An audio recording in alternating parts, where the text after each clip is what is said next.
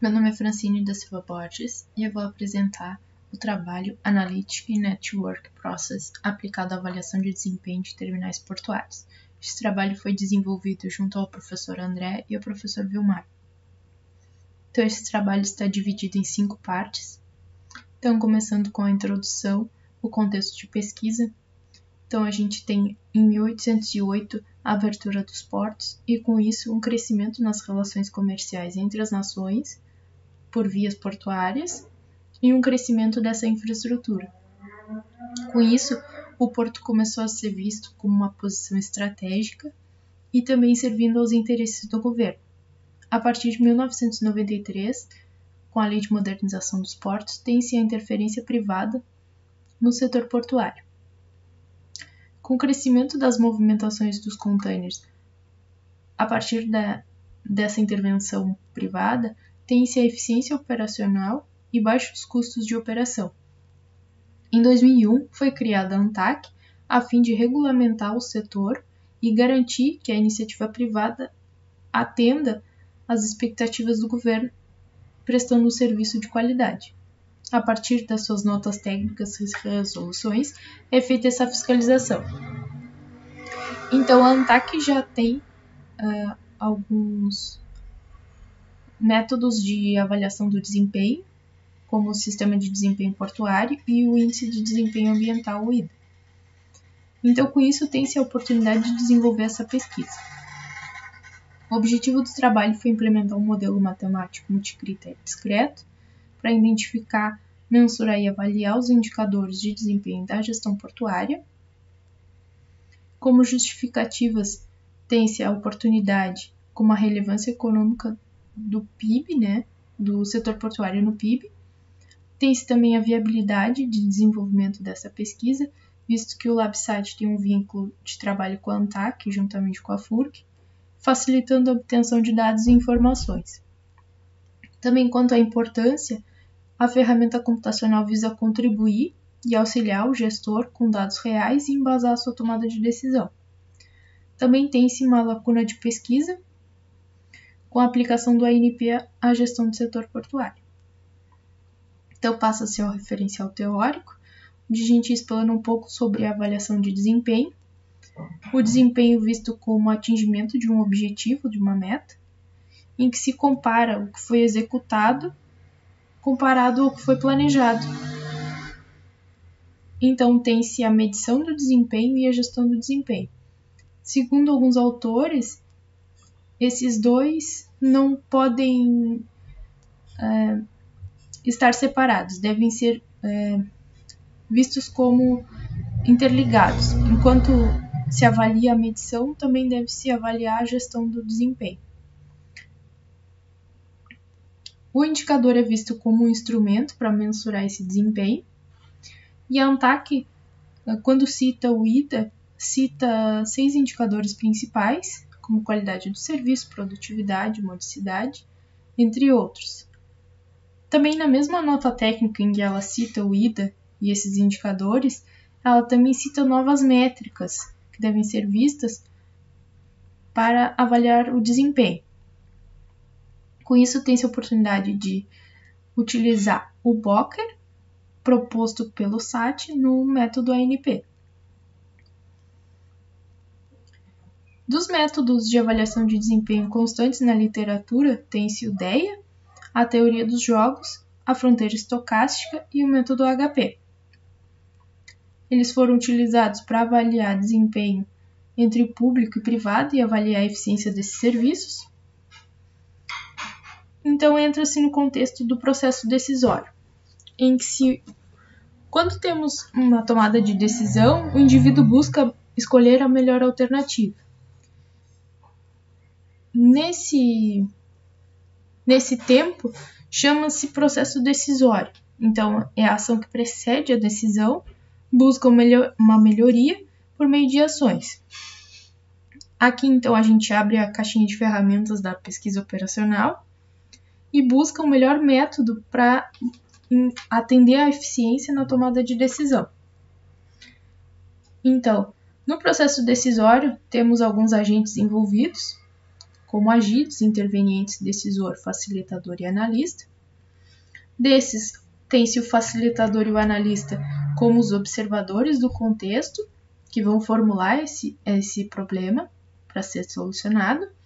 Então, eles vão indicar qual a melhor problemática ou qual o melhor método a ser aplicado nesse processo de decisão. Então, temos 4 opções de problemáticas, entre elas a seleção, a classificação, a ordenação e a descrição. E passamos ao método multicritério mais adequado. Então, eles podem ser contínuos ou discretos. Nesse caso, utilizaremos o ANP como método matemático multicritério discreto, em que as alternativas representam valores exatos. Ele foi desenvolvido por Thomas Sachs, aborda o processo de forma completa, considera as dependências e feedbacks entre os elementos da rede e retrata um cenário próximo da nossa realidade. Então, como as etapas do ANP, a gente tem a estruturação, julgamentos e cálculos. Na parte de estruturação, tem-se a construção da rede e a determinação das relações. Quanto aos julgamentos, tem-se a construção das matrizes, realização das comparações, cálculos e verificações de consistência. Na etapa de cálculos, tem-se a formulação das supermatrizes a partir dos autovetores, a convergência da supermatriz até a matriz limite e a obtenção do ranking de prioridades, que seria o resultado final do método. Como procedimentos metodológicos, tem-se o desenho de pesquisa. Quanto à sua finalidade, a pesquisa é vista como aplicada. Quanto à sua natureza, é um estudo de caso. Quanto à coleta de dados, foram realizadas entrevistas não estruturadas e levantamento documental e bibliográfico. Quanto à lógica, ela é indutiva na fase de estruturação e dedutiva na fase de avaliação. Quanto à sua abordagem, ela é quantitativa e qualitativa. E o instrumento de intervenção é o método ANP. Na fase de estruturação, realizou-se as entrevistas junto aos decisores. Então, levantou-se 13 critérios principais, ou indicadores-chave, e além destes foram elencados os seus subcritérios, correspondentes a cada um. Então, quanto à elaboração, tem-se critérios e subcritérios e as considerações feitas a cada um deles. Depois dessas considerações, passou-se a classificação Bocher, em que distingue-se entre benefícios, oportunidades, custos e riscos cada um dos indicadores-chave. Passou-se a estruturar o problema, na forma de visualizar quais os elementos estão interligados, a partir da classificação Bocher e das suas interrelações. Depois definiu-se como mensurar cada um desses elementos entre critérios e subcritérios, a partir de fórmulas matemáticas ou como subjetivas. E para definir quanto é atingido desse critério a subcritério, foi definido 5 níveis de impacto e construídas 4 escalas para atender esse perfil de desempenho. Então, a partir da avaliação de cada item, de cada indicador-chave e seus subcritérios, realizou-se uma média desses valores para a obtenção de um gráfico, a fim de visualizar como está se dando o comportamento desse terminal. Depois passou-se a etapas de julgamentos, em que a gente tem 5 ciclos de julgamentos, em que são propostos ao decisor avaliar os indicadores e subcritérios a partir de algumas comparações entre alternativas, a partir da escala de SAT, determinada no método ANP. Então, tem-se uma intensidade de importância de 1 até 9, e ao decisor é perguntado quanto um elemento é mais importante que o outro em relação a um critério ou às alternativas.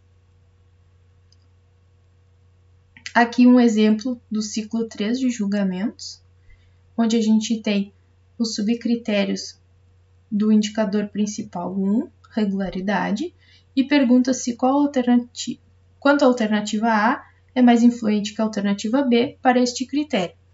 Então, mostra-se ao decisor como comporta-se cada alternativa para este subcritério e também mostra-se a escala de SAT para que o decisor escolha a melhor opção. Como resultados, tem-se as funções de valor para cada critério Bocher, em que tem-se o somatório da multiplicação entre o ranking das alternativas finais do método ANP vezes o desempenho daquele indicador ou subcritério. Então, ao final do cálculo das funções de valor, tem-se a condensação desses dados em um gráfico, em que mostra-se a avaliação dos clusters e também mostra-se ao decisor eles agrupados em cada indicador-chave. Então, passa-se a etapa de resultados, em que realizou-se 7 testes, pelo menos, para avaliar a dominância das alternativas A, B e C e verificar se o modelo corresponde. Nesse caso, ocorreu correspondência, então a alternativa A foi entendida como a melhor, a B como média e C como inferior, e o modelo correspondeu a partir dos julgamentos variados. Então, como limitações, tem-se que, caso não seja informado algum valor, o valor nulo não realiza os cálculos no modelo. E caso seja utilizado para outro setor, ele deve ser reconfigurado.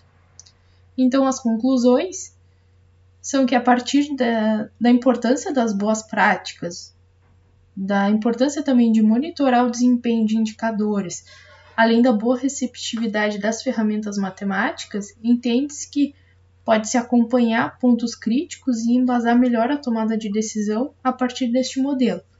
Então, entende-se que o objetivo do dashboard foi alcançado.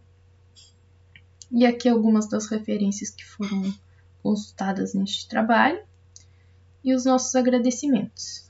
Obrigada.